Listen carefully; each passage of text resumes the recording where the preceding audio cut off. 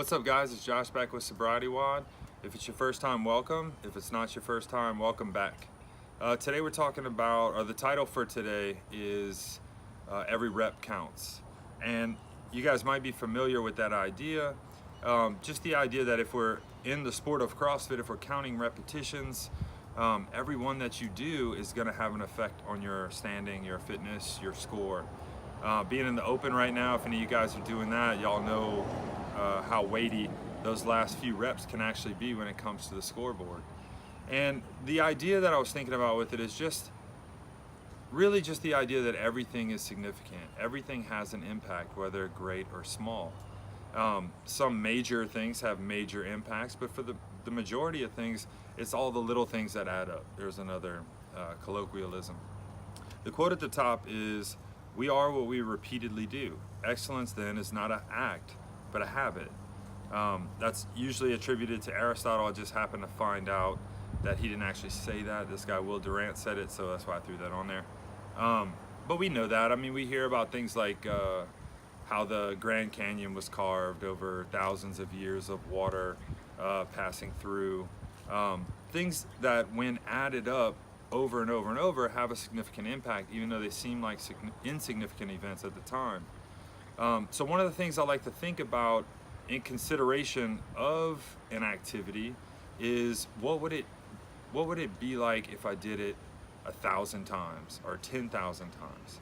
Like, if it seems insignificant, we can add it up and know what the overall impact of it would be, even if it's just in our minds. And coming from addiction and alcoholism background, we kind of do know what happens when you do it over and over and over again. So it's just this idea that the little things are important and that everything that we do is either taking us in the direction we want to go or out of the direction we want to go.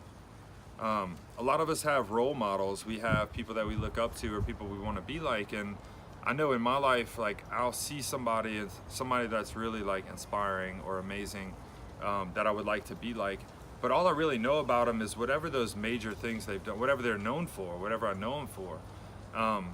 And that's why there's so many books and stuff about the habits of successful people or whatever, because who we see is really a result of those little daily habits and actions. That's what actually creates the person.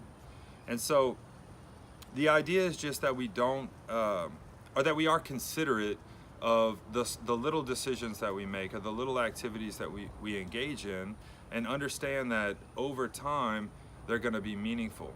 The other important component of it is, like we were talking about at first, this idea you probably heard of eat the elephant. How do you eat an elephant? One bite at a time. You know, when I first looked at recovery or finishing college or whatever the big thing is, I would get overwhelmed. Like, I would get like, man, there is no way. My life is so horrible right now. I've caused so many problems. There's so much damage and destruction. I'll never be able to right all my wrongs. And it took someone reaching out, you know, helping me out and helping me walk through the process to realize that no, you can't do it all at once, but you can do a little bit at a time, and that's all that's required. So the discussion today I just threw out here, what is one of those regular habits that you might have cultivated in recovery, and what's been the effect of it, and what made you start it? So I'm sure some of you guys have some ideas on some little things. A big part of recovery is changing our little daily activities and our little daily actions into something more productive or something that will help us along the lines of our goals. So you guys take a few minutes and chat about that, and when we get back, we'll wrap it up with the fitness.